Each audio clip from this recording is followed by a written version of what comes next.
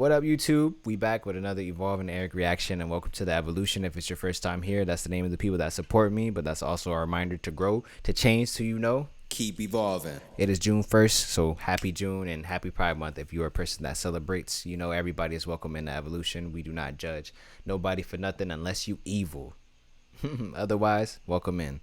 I know you clicked this video because you want to see me react to Simon and Garfunkel Sounds of Silence album, so that's what we're going to do today. I have a personal connection with the first song, which is Sound of Silence, because my uncle Corrupt, y'all might know him. He's from this legendary rap group called the Dog Pound, 90s rap group. If you know hip-hop, then you'll know them. If you don't know hip-hop, that's totally okay. You can just check them out if you're interested whatsoever. But I was in the kitchen. He played me the song, and it was a gorgeous song, and it was called The Sound of Silence by Simon and Garfunkel. And he said, nephew, you got to hear the song. And he played it, and he sang it word for word. And he even ad-libbed his own little words in between where you hear the instrumentation. Dun, dun, dun, and he was putting words in there. And it was just a really sweet moment. I love my uncle a lot.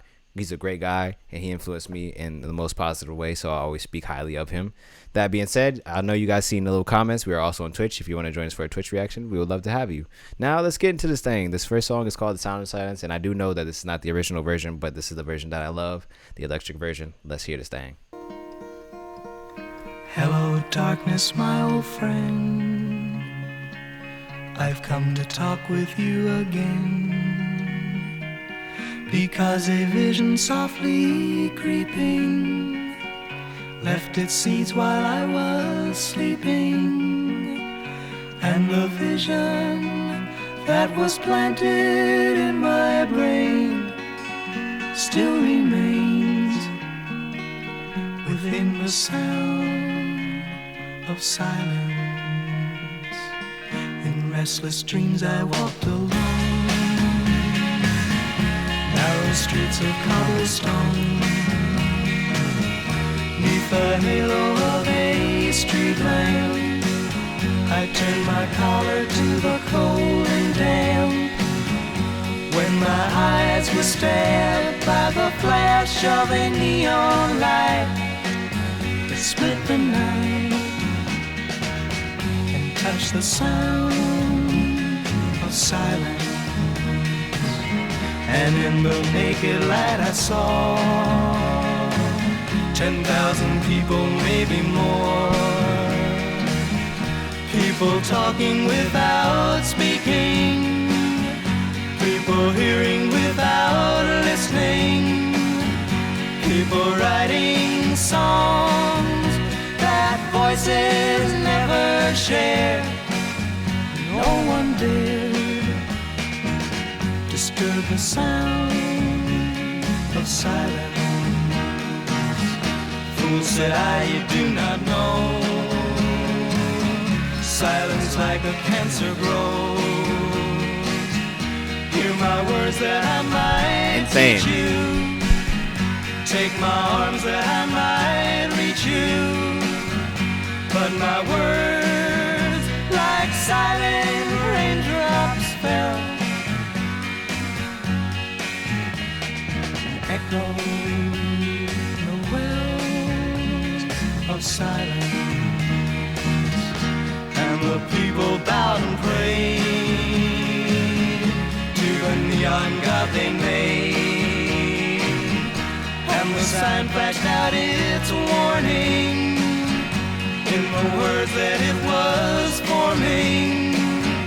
And the sign said the words of the prophets are written on the subway walls, the tenement halls, whispered the sounds of silence. Sheesh! Gorgeous every single time. I've never ever heard that song and thought, I'm good. This song's all right. Excellent song. Instant classic. However, one thing we like to do over here is read these annotations on genius.com, because a lot of the times they have a little further explanation. But here's the thing, y'all. On this particular album, I don't think there is annotations, because sometimes with a lot of the older albums, unless they're like the biggest album of all time, which I mean, I know this is a really popular group, but I know this is not like their best work or their most listened to project.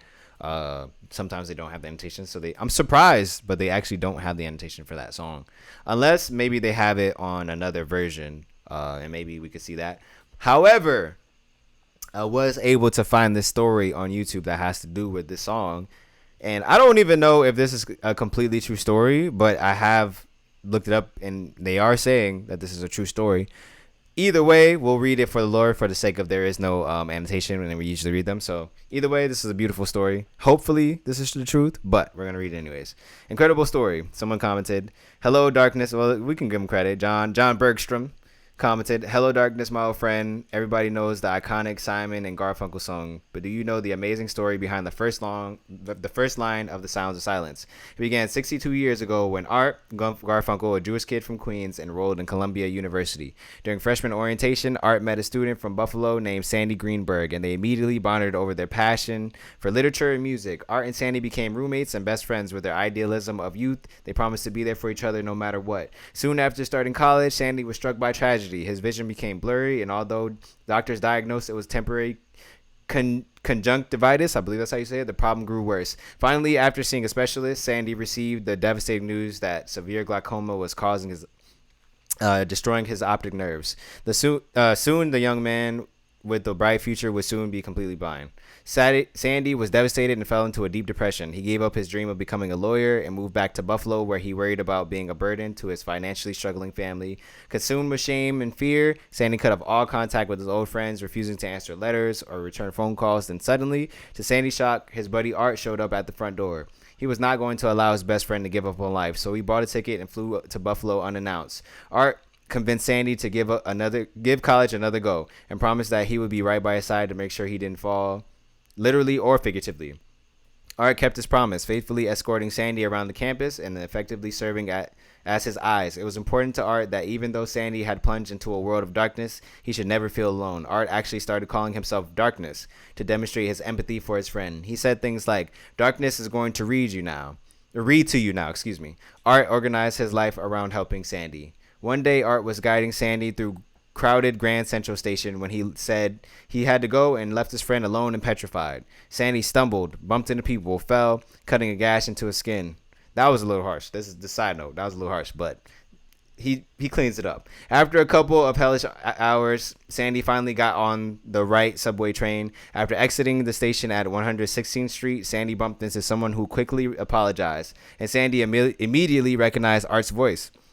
Turned out his trusty friend had followed him the whole way home, making sure he was safe and giving him the priceless gift of independence. Sandy later said, "That moment was the spark that caused me to live a completely different life, without fear, without doubt. For that, I am tremendously grateful to my friend." Sandy graduated from Columbia, then earned graduate degrees at Harvard and Oxford. He married his high school sweetheart, became an extremely successful entrepreneur and philanthropist. While at Oxford, Sandy got a call from Art. This time, Art was the one who needed help. He formed a rock duo with his high school pal Paul Simon, which obviously we know is Simon and Garfunkel, and they desperately needed $400 to record their album. Sandy and his wife Sue had literally $404 in their bank account, but without hesitation, Sandy gave his old friend what he needed. Paul's first album was not a success, but one of the songs, "The Sound of Silence," became a hit, a number one hit a year later. The opening line echoed the way Sandy always greeted Art. Simon and Garfunkel went on to become one of the most beloved acts in music history. The two Columbia graduates, each of whom added so much to this world in their own way, are still best friends. Art Garfunkel said that when he became friends with Sandy, my real life emerged. I became a better guy in my own eyes and began to see who I was, somebody who gives to a friend. Sandy describes himself as the luckiest man in the world. Adapted from Sandy Greenberg's memoir, "Hello, Darkness, My Old Friend," how daring dreams and unyielding friendships turn one man's blindness into an extraordinary vision for life. There we go. So it is confirmed. That's actually an excerpt from Sandy's book. Very cool. Very beautiful story. I'm glad that I was able to find that, because otherwise we wouldn't have had any annotation. Long-winded story, but there's purpose in there, and there's things that you can take if you just sat through that. But obviously, people can just skip and listen to the reactions if they want. But shout out to my deep divers that stayed, and shout out to the Evolution and Stream. Let's go on to the next song, which I have not heard. This next one is called "Leaves That Are Green."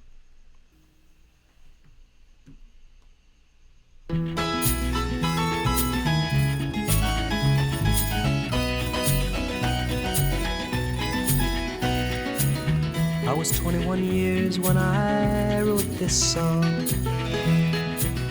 I'm 22 now, but I won't be for long. Time So young. hurries on, and the leaves that are green turn to brown, and they wither with the wind, and they crumble in your hand. Once my heart was filled with the love of a girl. I held her close, but she faded in the night, like a poem I meant to write. And the leaves that are green turn to brown, and they wither with the wind, and they crumble in your hand. I threw a pebble in a brook and watched the ripples run away, and they never made a sound. And the leaves that are green turn to brown, and they wither with the wind, and they crumble in your hand. Hello, hello, hello, hello. Goodbye, goodbye, goodbye, goodbye. That's all there is, and the leaves that are green turn to brown.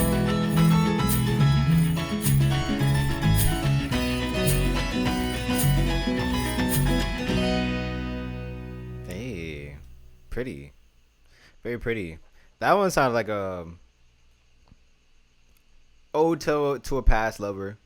Once my heart was filled with love of a girl, I held her close, but she faded in the night, like a poem I meant to write. And the leaves are green, turned to brown, and they wither with the wind, and they crumble in your hand. Yeah, a story about a young boy who lost his love, and it's also like almost describing a fall too. Maybe it was from summer to fall, to where this relationship fell apart. Maybe that's why he's saying that. But also, really beautiful song. I was hoping that I would hear some really nice songwriting, as well as I already figured I would hear some nice singing just based off the first song. But yeah, this is good. This is a great start. That one is a nice record. Let's go on to the next song. This next song is called Blessed. There's no annotations on this one, so we'll just say our opinions and keep going to the next songs. But again, OGs, if y'all know anything about these songs or y'all want to share y'all experiences, I will read everybody's comments. But yeah, let's keep going.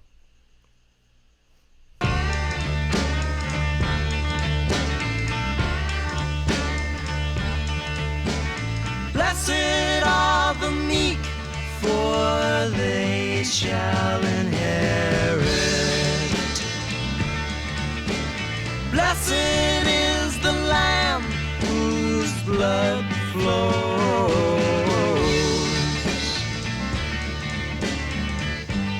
Blessed are Sounds like a prayer.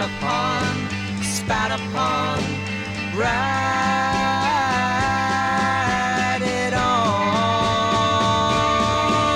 Oh Lord, why have you forsaken me? I got no place to go. I've walked around Soho for the last night or so. Vocals are so But good. it doesn't matter, no.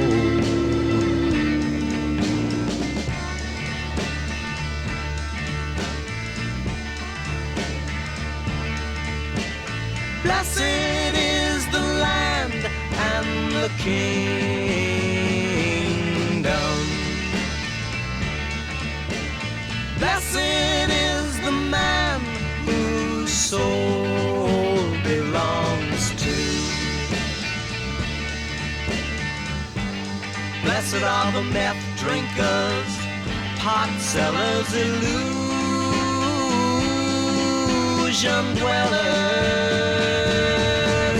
Oh Lord, why have you forsaken me?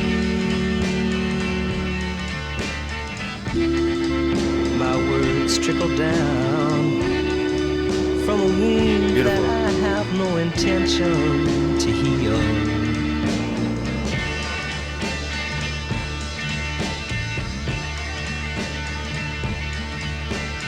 Blessed are the stained glass window pane glass.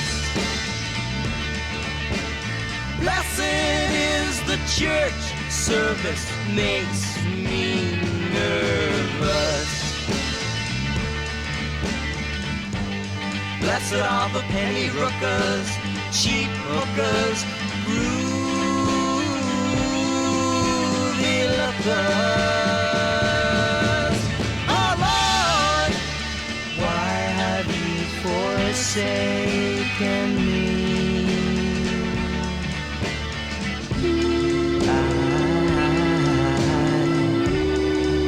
I have tended my own garden much too long.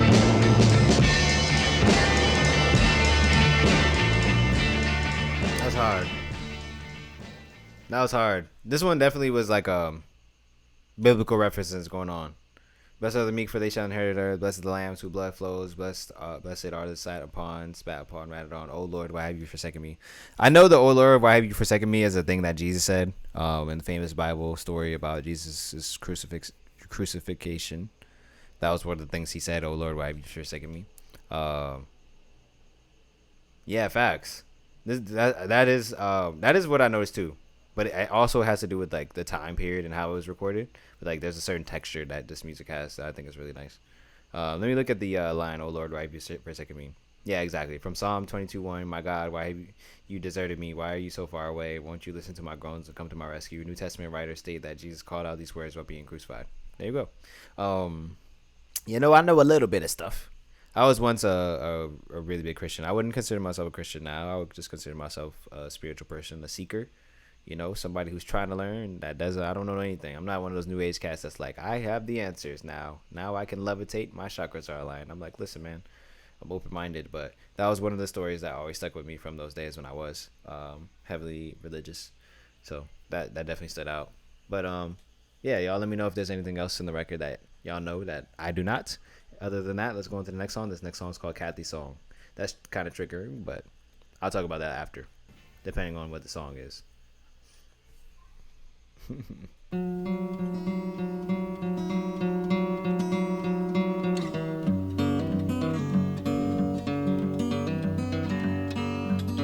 I hear the drizzle of the rain, like a memory it falls, soft and warm, continuing, tapping on my roof and walls. And from the shelter of my mind, through the window of my eyes, I gaze beyond the rain-drenched streets to England, where my heart lies.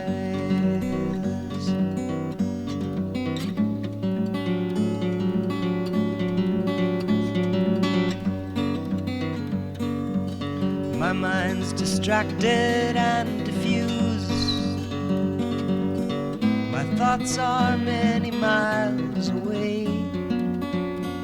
They lie with you when you're asleep, and kiss you when you start your day.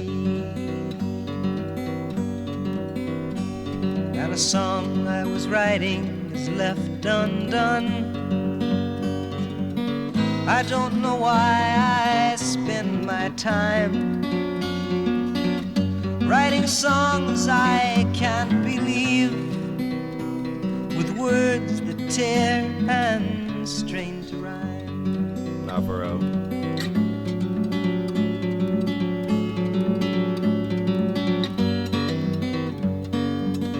And so you see, I have come to doubt all that I once held as true. I stand alone without beliefs. The only truth I know is you. And as I watch the drops of rain weave their weary paths and I know that I am like the rain. There before the grace of you go I.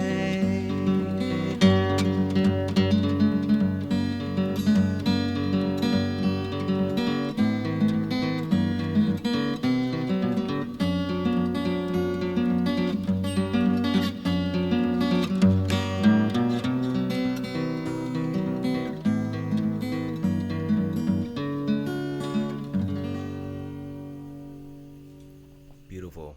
Yeah, that guitar was really nice. That's what the homie was saying. But that's what I usually might say a little, even one comment, two comment. I didn't even want to speak over that one because I was just like entranced by the guitar, the way they were playing those tones. It was really nice. That's a sweet one. And then I like the lyrics. There's like some imagery in here that stood out to me. And then I also am curious about that last line. There's a little annotation. But let me see if I can find the part. Oh, when he said, "And from the shelter of my mind, through the window of my eyes, I gaze beyond the rain-drenched streets to England where my heart lies." I really like that. And then setting it up too, I hear the drizzle of the rain like a memory of fall, soft and warm, continuing tapping on my roof and walls. It's nice, really nice songwriting here. Like even if it's not their best overall compared to like the other projects, I think this is a good start. I can see how they got more advanced over time. Bro, they're 21 writing these songs. That's crazy. The last part of the song he says there, but for the grace of you go I. And they said this line paraphrases directly evokes a statement traditionally attributed to John Bradford, 1510 through 1555, English reformer. There, but for the grace of God goes John Bradford, in reference to a group of prisoners being led to execution. It is itself a paraphrases of Corinthians 15, 8, 10. By the grace of God, I am what I am, an expression of humility in the face of greater being of power. This hyperbolic rapprochement. What does that mean? Whoa. Oh, reconciliation. Okay, word. Between Kathy and the divine, eloquently conveys the awe and wonder that the object of Simon's affection provokes with him. Damn, that's deep. Furthermore, the biblical imagery is consistent with Simon's interest in the subject matter. She Wednesday morning, 3 a.m. for many more examples of this. Damn, son. You got biblical on shorty. But nah, that's beautiful though. He must be like a Christian or something, because I'm noticing all the references throughout the song so far. But very cool. Let's hear this next record. This next record is Something They Can't Find Me.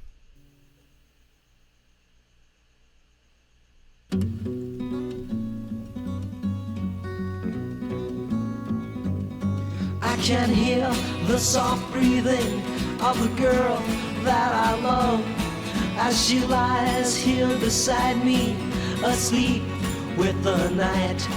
And a hair in a fine mist floats on my pillow, reflecting the glow of the winter moonlight. But I've got to creep down the alleyway, fly down the highway.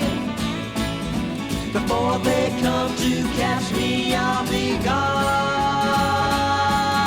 somewhere they can't find me.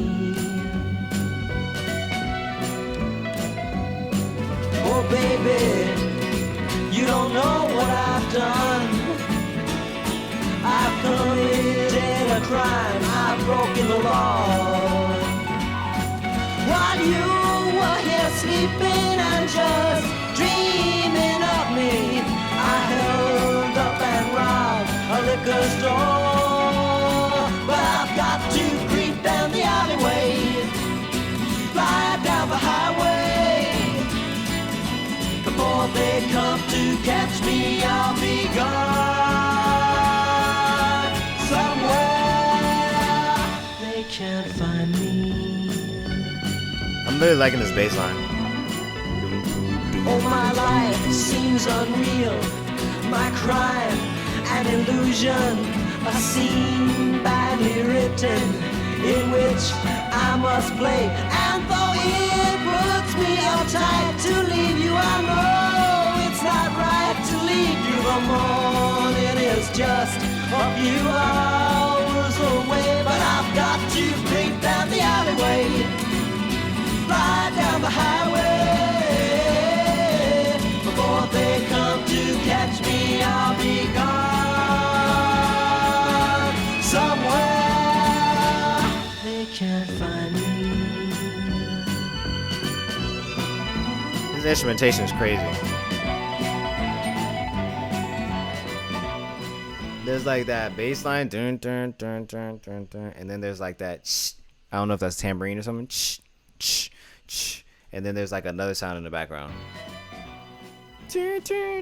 Like sounds like some strings. That's really sick. That's tight. They said the song takes us back to the story of Wednesday morning 3 a.m. in some kind of way. It's a sequel to that song. Is that on here? Oh, okay, that's on another record that they're referring to. Okay, well, I guess I'll have to do some research on that song. But let's go on to this next song. This next song is Angie. That song's tight though. That was different. That was a little more up tempo. I hear that bass line still though. A little continuation. Very nice.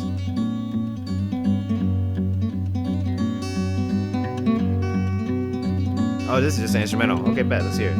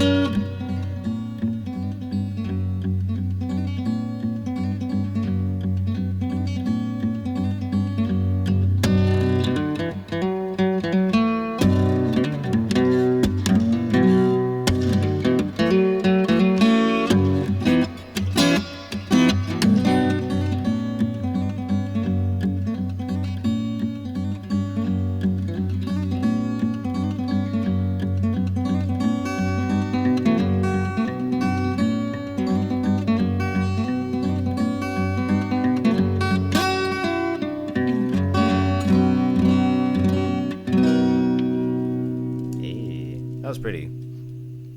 All the strumming is like so tingly on your ears. I'm just like, dun, dun, dun, dun, dun. I would be down to see that live, just chilling in the crowd, watch them strum away, and then just enjoying the vibrations. There's a little annotation for this one, surprisingly. A version of the instrumental originally composed by English folk guitarist Davy Graham in 1961, although this version also interpolates the melody of Simon Garfunkel's We Got a Groovy Thing Going, which also appears in Bert Jantz's version of Angie. Hell yeah. Very sick. Let's go here in this next one. This next one is Richard Cory.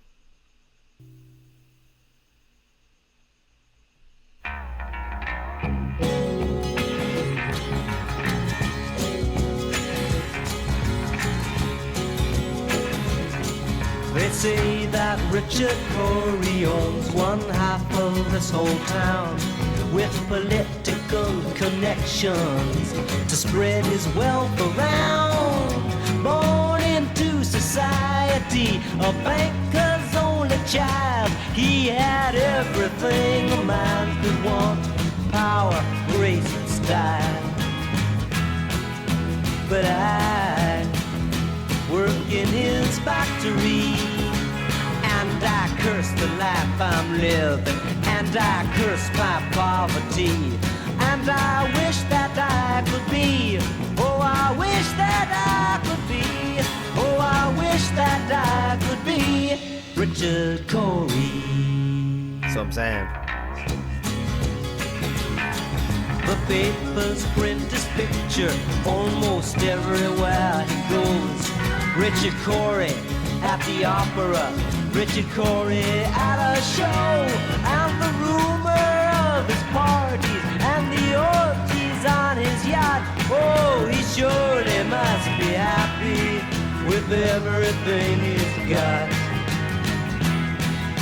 But I work in his factory, and I curse the life I'm living, and I curse my poverty, and I wish that I could be. Oh, I wish that I could be. Oh, I wish that I could be Richard Cory. Me too. He really gave to charity. He had the common touch, and they were grateful for his patronage, and they thanked him very much. So my mind was filled with wonder when the evening headlines read, Richard Cory went home last night and put a bullet through his head. But I work in his factory, and I curse the life I'm living, and I curse my poverty, and I wish that I could be. Oh, I wish that I could be. Oh, I wish that I could be Richard Cory.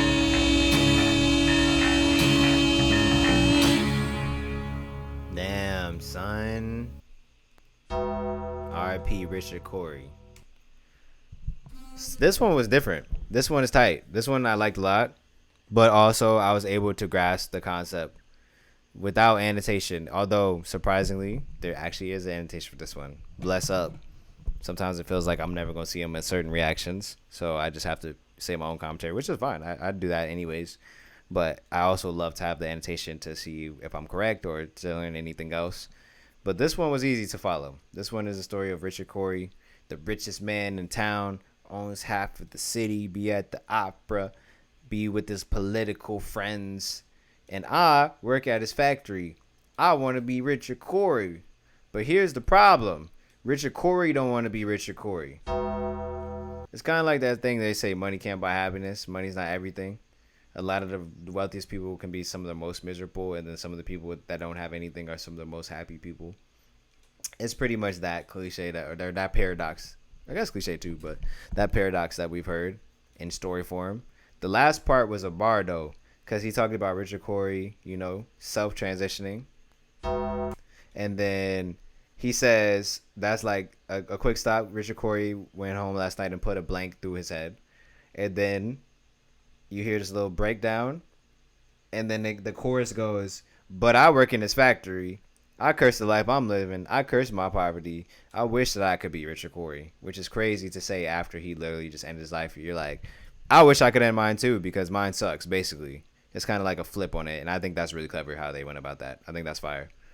Even though it's a sad tone, this is a reality. A lot of people work in places that they don't like. They don't like the life, and then they see these rich billionaires doing whatever, living however, and they're like, damn, I wish I could live however and do whatever, and then these motherfuckers is not even happy. Trippy. Anyways, definitely understood that one, but let's read this annotation. The lyrics of the song are a reworking and expansion of a poem by the same name written by Edwin Arlington Robinson. Shout out to Edwin for the inspiration. The song tells the tale of Richard Cory from the perspective of one man who works in his factory. The factory workers, envious of the advantages and enjoyments available to Cory, believing him, in parentheses it says Cory, to be a satisfied man. Right, you got it all. You should be satisfied. It's literally what I was just saying. But then you ain't. The last verse of the song ends similarly to Robinson's poem. Richard Cory went home last night, put a blank through his head. Put a B word, but I'm on Twitch and I'm also on YouTube, so I'm watching my language. But y'all can get it. Y'all heard the song. A shocking difference, however, is that Simon and Garfunkel repeated the chorus once again after this final verse. Did I not point that out? Am I not brilliant, Harry? Anyways, that was a really good song. Let's go into this next one though. That was like one of the. I think that was like the my favorite songwriting wise outside of Sound of Silence. Like that was the one where I heard it the first time and I was like, oh, this is really strong. Even the idea of them bringing it back after he already transitioned is like same here, but that's brilliant. Let's go into this next one. This next one is a most peculiar myth. So far, Richard Cory is the second favorite after Sound of Silence.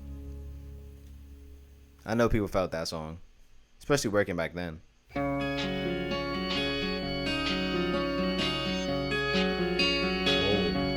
He was a most peculiar man. I like how this starting.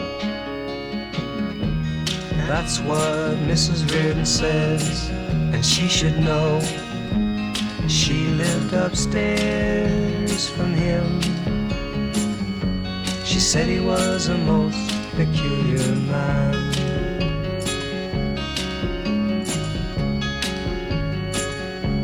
He was a most peculiar man. He lived all alone within a house, within a room, within himself. A most peculiar man.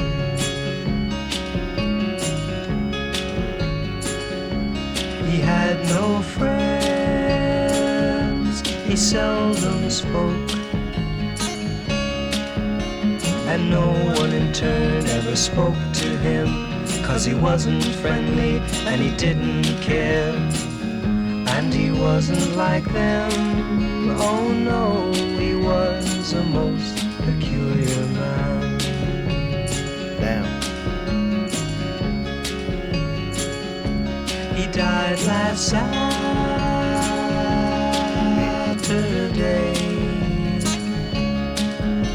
He turned on the gas and he went to sleep with the windows closed, so he'd never wake up to his silent world and his tiny room. And Mrs. Reardon says he has a brother somewhere who should be notified soon.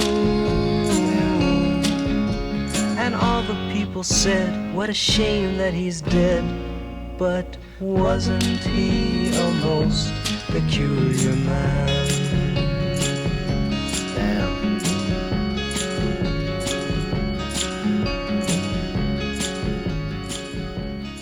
That's beautiful too. I don't know what happened. They just started turning up the heat on the songwriting on that last leg of the album. Cause I'm not gonna lie, like the first couple songs, I was like, okay, I could hear it. Mind you, I'm not judging it that hard. This is like their second project out ever. And also, keep in mind, these boys is 21. So I'm not judging them harshly at all, actually. I actually give them credit. But I was like, okay, these songs are not as strong as the intro track, which, that's totally fine. It's very rare that you make a song like Sound of Silence. That's like literally lightning in a bottle. So I'm not expecting this entire thing to be like that. But I just thought I would hear something crazier. Garfunkel solo vocal on the next one. Okay, word. I thought I was going to hear something crazier on this first couple, but I was like, okay. You know, this is good, but these last two, the one before and this one, very strong. This is an interesting story. It makes me wonder about Mr. Peculiar, this peculiar man. Red Sir, hey, what up, twin? I was asking about you earlier. I'm glad you could catch the stream. But yeah, it makes me curious about who this man is. They're like, there was a peculiar man. He lived in this place. No friends. Nobody went over there. Nobody talked to him. Nobody really knew him like that. The next door neighbor, he self-transitioned one day. Next door neighbor said, you know, he does have a brother somewhere that I'll probably know. And then, I don't know, maybe we can talk to the brother, whatever. And then everyone in the town is like, damn, that's a shame that he did that, you know. He self-transitioned, but same time, he's kind of weird, huh? Interesting. But let's see this annotation. There's another song where there's an annotation. And this is a direct quote from Paul Simon. And he says, it is a song that I wrote while living in London, and the seeds of the song were planted one day when I read an article in the paper about a man who had committed blank self-transitioning. 4 lines in the paper in a little black box. I thought this was a very bad eulogy. Damn, son. Well, yeah, definitely. It's not helping his cause, but it's still interesting as a concept. For sure, brother. I was kind of busy today. I didn't get to see the Euro stream. It's all good, bro. I just said I hope the homie Retsy's good. He'll probably come in later. And then here you are. So I appreciate you, brother. Don't worry about it. You living your life, man. I appreciate you coming through the stream. However, back to the reaction. This next song is called April Come She Will.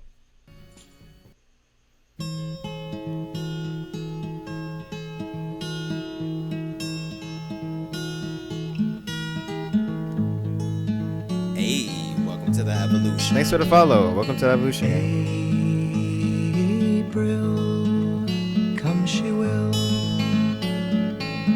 When streams are ripe and swelled with rain, May she will stay. How you doing? Resting in my arms again.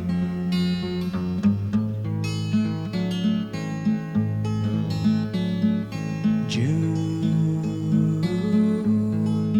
she'll change her tune. In restless walk she'll prowl the night. July she will fly and give no warning to her flight.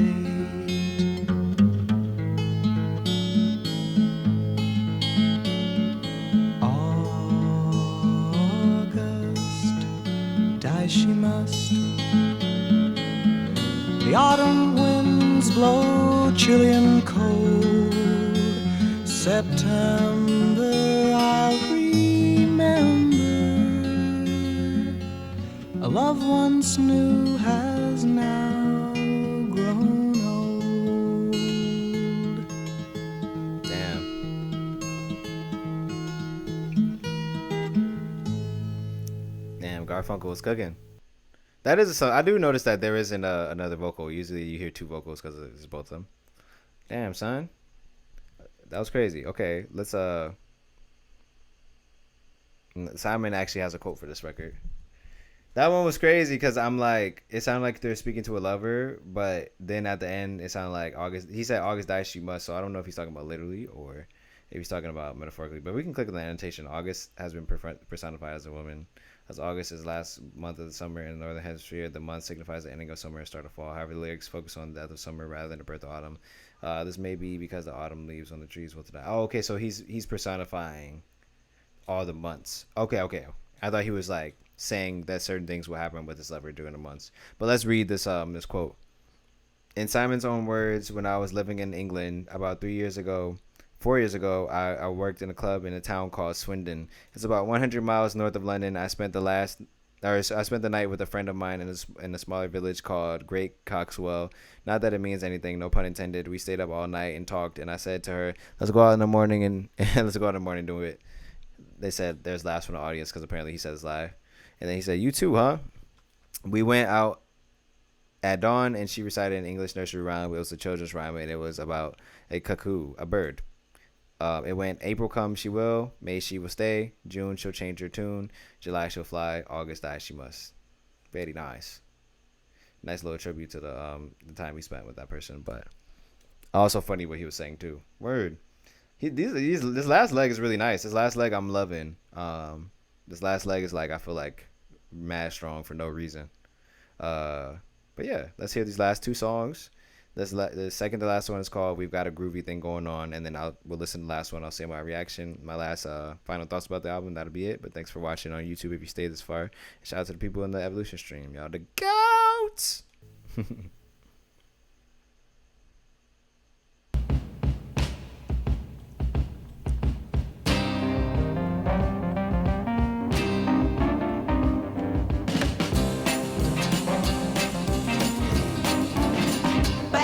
Bad news. I heard you packing to leave.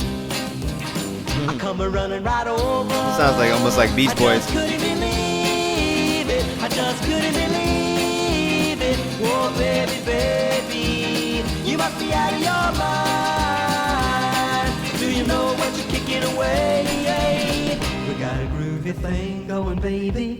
Got a groovy thing. I never done you no wrong. Never hit you when you're down. Always gave you good loving. I never ran around. I never ran around. Whoa, baby, you must be out of your mind.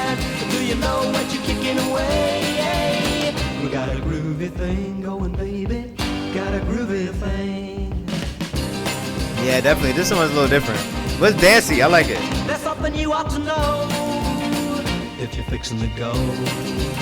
I can't make it without you.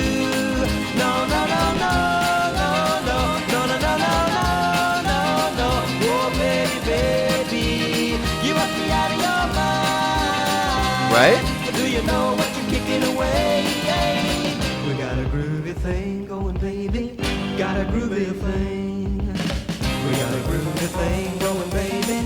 Got a groovy thing. We got a groovy thing going, baby. Got a groovy thing. I'll play this with my shouting teller. We got a groovy thing. I'll play it on the beach though. That's tough. That was really tough. I feel like if I was around during this time, that would have been one of my favorites. Because I know me, I would have been a dancing mug. Because I'm a dancing mug now. 60s dancing? Live music? Yo, don't get me started. That's a great one. If this song sounds familiar, it's because it borrows from the earlier track, Angie. Ah, I didn't actually notice that. This is also a cover. Okay, word. Shout out to Davy Graham. The original was written by Davy Graham in 1961. The song is directly influenced by Paul Simon's time in England and the folk revival that was occurring there. Very sick. I loved it. Let's hear this last song. This last song is called I Am a Rock. Bro, think he Patrick House. My fault. Ironically, I forgot I had Bob on deck. Winter's day. Classic. Okay, let me listen. In a deep and dark December, I am alone, gazing from my window to the streets below, on a freshly fallen silent shroud of snow. I am a rock, I am an island.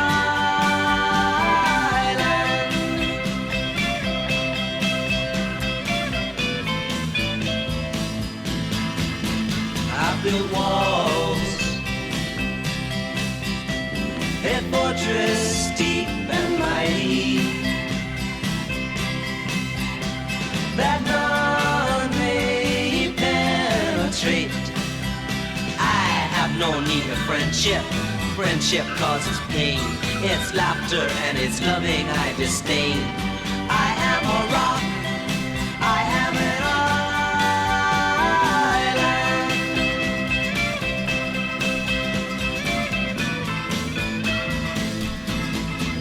Don't talk of love. Well, I've heard the word before. It's sleeping in my memory. I won't disturb the slumber of feelings that have died. If I never loved, I never would have cried. I am a rock. I am an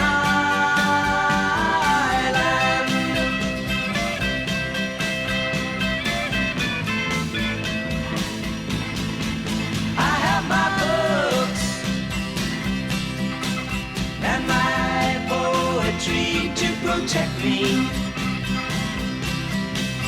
I am shielded in my armor, hiding in my room, safe within my womb. I touch no one and no one touches me.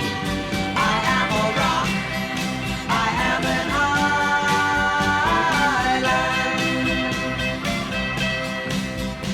and a rock feels no pain. And an island never cries. That's hard. Very nice outro. This album does get this. Y'all earned it. Especially for the outro track. Y'all get the evolving air clap of approval, which means I enjoyed this album. I really did. First half, I was like, okay, cool.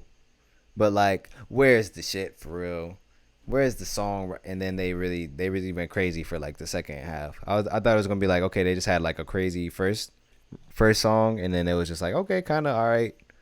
But yeah, they did great. They did great. I even think if I revisit the first songs, I might find more appreciation for it. Because sometimes that happens with albums where you hear certain songs and you're like, okay, and then you hear the rest of it, you like the rest, and then sometimes you go back to those old songs and be like, okay, I can understand it. I always kind of like the songs that sound happy but actually sad. Yeah, for sure, the juxtaposition of it. That one definitely sounded like another like Beach Boys type of joint. not just in the instrumentation more so than how they're singing. Except, well, the kind of their tone, the melodies almost like Beach Boys. It's just that they're not doing the harmonies as much because their Beach Boys harmonies are stacked a lot. Uh, but yeah, he's saying, "I'm a rock, I'm an island." I'm gonna read. Well, I think there's an annotation. Yeah, there is an annotation. I wonder why he was saying these things. It sounded like he was saying he either is closing himself off from the world or he wants to close himself off from the world to hide from the pain that can be caused from interacting with it. That's kind of what I was gathering from listening, but I actually don't know. So we're gonna see. Luckily, there is a long annotation, so we'll read that joint. Closing the album is "I Am a Rock." Lyrically, it continues the theme of isolation. Okay, word. I understood correctly. Bet. The narrator has distanced himself from others after having been hurt by love, rejecting connection with other people, and declaring he's a rock and an island. As a reviewer pointed out is crazy. Okay. As a reviewer pointed out, the rhyme has an interesting structure. Each verse starts with 3 unrhymed lines, followed by 2 rhymed lines and 2 unrhymed lines that form the chorus: "Day, December alone," then "Below snow," and then "Rock Island." The next verses rhyme: "Pain, disdain." I did notice that too, the little rhymes. That died, cried, more internal rhyme, room, womb. The lines before and after these rhymes do not rhyme, forming a jagged barrier like barbed wire or a point-tip fence around the sad, angry rhymes. The song was originally included in the Paul Simon songbook a year before and later re-recorded for Sound Size. It was released as a single in 1966 and achieved success. "I Am a Rock" reached number 3 in Billboard's Hot 100. Hot 100! Continuing Simon and Garfunkel's string of hits. That's excellent. I'm gonna read what the homie said. I'll say my final thoughts, and that'll be it. Retsy laughing. Now that was funny when I said the little misread. Paul has a solo album he did before this album, and there's an acoustic version where it's just his vocal and the guitar is great. You might enjoy it more. I definitely would be down to check that out. Y'all let me know in the YouTube comments if you want me to check that out. Let me know if you like this album, if you don't like this album, what you like about it or don't like about it. And I'll read everybody's comments and definitely try to respond if I can. Thank you guys for chilling with me through this reaction. Let me know if there's any other bands or albums or songs y'all want me to react to, or any music videos. We haven't really done too many music videos, so if y'all want to see any music videos from any of the bands I've already done, as long as YouTube allows me to react to it, because some bands block their music videos, but as long as they let me do it and you guys want to see it, I'll put it up as soon as possible. Thank you for watching this video. I hope you have a good day or night. And no matter what you do in this existence, make sure that you keep evolving. Peace, y'all. But I'm going to be on stream. So, hey, if you ever want to see this on stream, we would love to have you once again. Peace, y'all.